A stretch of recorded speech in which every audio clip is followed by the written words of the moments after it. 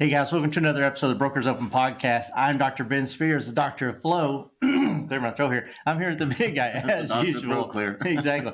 I'm here as usual with the big guy, Matt Vi. How's it going, Matt? Matt? You like an ENT doctor, right? Yeah, exactly. As ENT. How you doing, man? I'm doing absolutely fantastic. Absolutely fantastic. Excited about our guest. We had him scheduled before. A couple of things came up. Everybody got busy, so we're glad to have him back on here. Yeah, absolutely. Let's go ahead and bring him on. We have Nick Warren, who's a broker owner of Berkshire Hathaway HomeServices, Warren Residential. Nick, how you doing? I'm doing great, guys. How are you? Yeah, doing absolutely fantastic. Super glad that we finally got together on this. I know it's going to be an amazing show and a lot of value for our listeners. Yeah, of course. So tell us a little bit first before we get started. Where are you located? Tell us a little bit about your brokerage. Sure. We're located in downtown Boston. I'm filming from my house right now, which is in a suburb of Boston, but our office is right in downtown in Back Bay. We have about 35 agents that work there and really focus on, both downtown, but also the suburbs. We have a lot of agents who have grown up with us and started in the city when they lived there, and then they started to have families and move out. Right. So they're following that path and working both markets. And so you still sell, right? So you're still in the thick of it. You still Not really. Going back to when I started, I got into the business in a weird way. I never ever wanted to be a real estate agent. I always thought that people said when they were in real estate, but they were just real estate agents, that they were fluffing themselves up a little. What I thought about real estate was big time developers, investors, that type of thing. I had my license in college thinking that I'm going to save money on my own deals. Never wanted to be an agent, but got the license just to be able to do my own developments and investments and that type of thing. Right. So I was there writing letters to people in pre-foreclosure while I was working my job at the bar and visiting people and trying to put deals together. But quickly realized that no matter what the people on the infomercials tell you, it's hard to do that without any money. I had my license and figured, hey, I'm not going to be able to do what I wanted to right away, but I also don't want to go get a 9-to-5 and get stuck in the rat race. Took a shot at becoming a real estate agent and basically answered a Craigslist ad and joined the firm 3 days after I graduated in Boston, and just kind of started hustling. Kind of evolved from there. Love that. Yeah. I love that. In the Boston market, right? So there's a lot of competition, I would imagine. There's a bunch of real estate brokerages and stuff. How do you stand out? How do you help your agents stand out in that market? What is it that you do that helps them win over more business, that allows them to look and be different than a lot of the competition? Because am I right? Is it very competitive in Boston? You can't walk out the door without bumping into 4 or 5 real estate agents every block. I feel there's definitely thousands in the Boston area, hundreds of brokerages, large and small, very competitive. And one of the things I realized when I worked at my first brokerage was the things that, from an agent's perspective, that I needed that I wasn't getting. Mm-hmm. It was something that I wanted to make sure that when I started my brokerage, we were able to do. And it's a combination of things, but obviously like mentorship, leadership, that type of thing was super important. I was just guessing on how to do things and figuring it out on my own, which wasn't the most efficient way. Also investing in technology for the agents and giving them tools and resources to be efficient and run their business like a business. That was something I was missing. So I was trying to figure out what's a CRM, what's this and that when I was an agent. And I wanted my agents to not have to go through that process. And then probably most importantly was generating leads for the agents. Without leads, it's really hard for an agent to make it through the first few years unless they already have an existing network that they can tap into, which I didn't when I was an agent. Right. So I had to figure out another way to do it, and really went all in on the technology and lead gen side. I took my 20 plus credit cards from when I was in college and maxed them all out, spent 6 figures on building out a website from scratch. This was before all the Boomtown platforms and all those things were available now, and learned it the hard way. I learned how to do SEO myself, how to run Google PPC campaigns, and really just focused really on throwing enough leads at our agents that even if they weren't that great, they had enough at bats that they could get some hits. Right. Yeah, I love that. Yeah, for sure. And so you talked just briefly there, and I love getting the foundation of where everybody gets started. And so you talked there, gosh, you had all these credit cards, maxed them out and did that. You mentioned in other conversations that we've had that, man, it's just, you got to take action in business, right? You can't sit there and just overanalyze everything. You've really got to take action to be successful. Can you talk to us a little bit about that? Yeah. I think analysis paralysis is a real thing. It's one of those things that I've seen a lot of people suffer from. And I don't know if it was just I wasn't smart enough to realize that, like, maybe jumping into something was potentially could have been a bad idea, but I just did it. And at some point, you have to understand that you're not going to have every bit of information about everything before you make a decision. And you have to be comfortable making a decision without that. And you have to be comfortable with the consequences too. I run everything through a filter in my head. What is the worst possible scenario that could happen if I do this? And generally, if you actually run that through your head, it's not that bad. No one's dying. You can always kind of bounce back from something. And I'm not talking about making dumb decisions, obviously. It's one of those things you're never going to feel 100% comfortable. And if you do, you're probably missing something anyway. You have to just take action, because this business and most businesses, it's not rocket science. It's just about taking action and being disciplined and holding yourself accountable and just actually doing what you're saying you're going to do. Yeah, so that's really cool. So let's break this down into three pieces, because I completely agree. Taking action is such a huge part, and then being consistent with taking action, such a huge part for folks. Okay, so let's break this down into three pieces. Let's say somebody is a brand new agent. What is that first action that they would take? And then the second, let's say it's an agent that's already got some production that's moving along and everything. What is it? What's an action that you see that a lot of agents miss that gap on and don't take action the way that they need to? And then on that top end, right, that really productive agent, what is the thing that they miss that they really should take action on? And you can start with whichever one of the three of those that you want, but just let's talk about taking action in all three of those phases of an agent's business. Sure. And I do a lot of kind of one-on-one coaching and business planning with our agents. We go through this exercise quite a bit.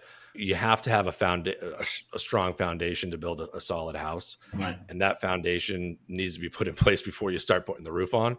So we really focus on, okay, like, we need to get a couple systems in place before we start bringing people into your world and just having it be chaos. So really focusing on getting your CRM set up, taking the time to figure out who you already have in your network, because a lot of agents are focused, like I was, focused on generating new leads. And a lot of people need that.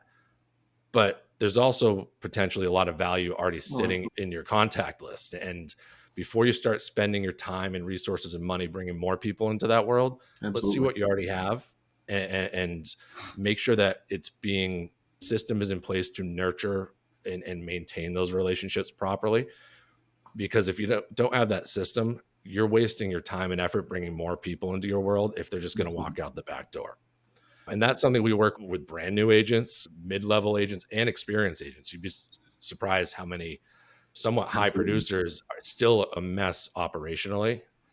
So that's priority with us is get your people together, whether they be written down on some notes in your phone, in your Gmail account. Let's get them into some sort of organized platform. I don't care what CRM it is, as long as you use one. And let's figure out not only how to get people in there, but then how you're going to use that and what the job of the CRM actually is, and understanding that. And then just establishing a habit of going through and letting the CRM tell you who you need to be in touch with, and then doing that time block for a day, for an hour a day, and make sure that you stick to it. Put it in your calendar. You're going to follow up with people every day from 9 to 10 and do it. Like it's just, don't make excuses. Don't move that around. Hold yourself accountable and do it. Yeah, that's so killer. So a lot of agents, I think, just overlook the people that are close to them, not just people that get in the business, but people that have been in the business for a while. And if you just break the numbers down to a real simple level, if you've got 5 people that give you 1 person per quarter, that's 20 high quality leads. According to NAR stats, 2/3 of those are going to convert. That's 12 to 15 transactions a year just with those people. Exactly. If you can just have those conversations and prep that person to be somebody that is going to refer you, 5 people 1 time per quarter. Come on, that's not that hard. Lean into that and have conversations consistently with those people and let them know the expectation and let them know how to do the three-way text and let them know that there's a lot of benefit to them and to you and everybody involved when they come across these people. Next thing, you got 5 people that are charged with trying to find one person per quarter. Man, what happens to somebody's business that does that, let alone a team leader that has 4 people on their team doing that, plus they're doing other types of lead gen, right? All of a sudden, business becomes, from the lead standpoint, becomes a lot more easier to qualify what's going to happen from a lead and income standpoint, right? Absolutely. And that's the low hanging fruit too. So why go for the tough, expensive, cold relationships before you've really harvested what you already have? And like you said, the math is pretty easy. I'm a big fan of ninja selling and what their whole process is all about. And in there, they talk about there's a value per contact that you have, because you have to figure if you have 100 people, depending on your market, somewhere between 10 and 15 of those people every year are going to buy, rent, or sell. And if you're nurturing them properly through marketing automation in the background, and then your CRM proactively telling you who to be in touch with, and when you should be getting 80-90% of that business just off of your existing contacts. Absolutely. Easily. Never mind the referrals that you're going to generate. Absolutely. Yeah, completely agree. Yeah, for sure. And so give me an example of, let's say I'm an agent and I'm just getting started. And I say, you know what? I know 20 people, right? I know 50 people. I've got some contacts. I'm basically asking because we've got some experts here on the call with me. And what are the ways to start that referral process? Right? Because you don't want to call all of your cousins and just say, "Hey, do you know anybody who's looking to buy?" And I think that's the reservation that a lot of agents have. A lot of people Of are told course. to do that, right? Yeah. They're forced into a corner of doing that. Yeah, how do they get started just building that rapport or that relationship? They already have it 'cause it's their contacts. But how do they get started leading that into a referral conversation? Yeah, so that's something that newer agents definitely struggle with, transitioning from friend to business relationship. How can they do it without being awkward? Right. And don't get me wrong, there's no perfect way, and sometimes it might be a little awkward, but I think it's a combination of things. I think being a normal human being and just reaching out to check in with people the same way that you would anyways is part of the process. So doing that in conjunction with doing some kind of more automated marketing, email marketing, that type of stuff, where they're seeing in the background, whether it's subconsciously or not, that you're in this new profession of real estate. So they're seeing Facebook ads or they're getting your newsletter or whatever. So they're starting to associate you with that world, so that when you do reach out, the nice thing about being in this business is everybody wants to talk about real estate. So as soon as they know that you're in the business, they're going to ask you, how's the market? What do you think? Blah, blah, blah. So it gets brought up. It's not like we're selling copy machines or anything like that and having to force it on them. The conversations tend to happen naturally, even during just those check-in calls that are more of using the Ford method and just connecting with people on a one-to-one basis, not trying to sell them something. Real estate usually comes up. So it's a pretty easy transition that you don't need to sound awkward about. And then it's just doing that on a regular basis, finding other ways to add value. There's a lot of tools out there that you can do for automated things that can send things of value to your clients, whether that's newsletter or home valuation alerts, a bunch of stuff that can continue to position you as a professional amongst your sphere without you being in their face about it. Yeah. Yeah. And knowing what that value is ahead of time, right? If you're planning on being in the business, you need to know what the value is that you can offer to people that is like evergreen value, right? So don't try when you pick up the phone to figure out what the value is for everybody, right? Sometimes it's going to come up in the phone call and you're going to be able to help specifically. But big picture is you need to know what it is that is valuable to the people that you're talking to. And part of the way of doing that, like you said, Ford or Frog conversations, right? Absolutely having those reciprocation. When you ask about their occupation, how their job is going, they're going to ask how things are going in real estate. And that's where that value really has to come into play. That's where the flow of the conversation, if you get on the phone with somebody, if you're reaching out to people, if you're making your connections, it's not that you're trying to script every word of it. I don't think that you should be trying to script every word of it, right? But you should have a flow of the conversation to make sure that you're going through the things that are going to deliver value to them whenever you have that conversation. Like you said, newsletters or home valuation, community events and going on and things like that. All of those things, just knowing what it is that whenever you reach out to them, that you've got a reason of value to reach out to them is going to make it easier to have that conversation.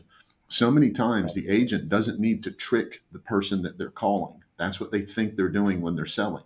The truth is, the trick is to trick yourself into being valuable enough to have the conversation. And if you know that every time you talk to somebody, you're bringing $3,000, $4,000, $5,000 worth of value to that person, because what you're doing, or you're offering lifestyle enhancements to that person, or you're offering things that are going to help them out. It's not hard to make that phone call. It's not hard to have that conversation.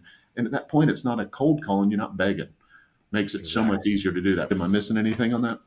No, and going back to the analysis paralysis thing, I see a lot of agents be afraid to call, not because they're afraid of coming off as salesy, but they're afraid of, if they do get into a real estate conversation and they're a newer agent, they're afraid of not having the answers.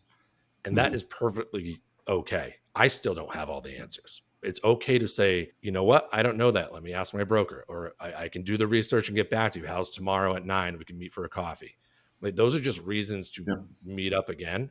And the expectation isn't that you're going to know everything about everything in this business. And I dove into the business almost in the wrong way because no one told me that. And I went in and spent, within 6 months of being in the business, I knew everything about every building, neighborhood. I knew price per foot, everything like that. But I still didn't have the clients. And I saw a lot of really successful agents who didn't know any of that information go out there and absolutely crush it because they weren't afraid to pick up the phone and focus on relationships. So that's priority number one. And I tell my agents this all the time. I don't want you to be a bad agent. I want you to know how to do real estate and understand the market. Obviously, you want to, be a professional, but you could be the best professional out there. But if you're not talking to people, you're not helping anybody. Yeah, I completely agree with that. I know that when I first got into real estate and got my license, I was learning just like every other new agent would have learned.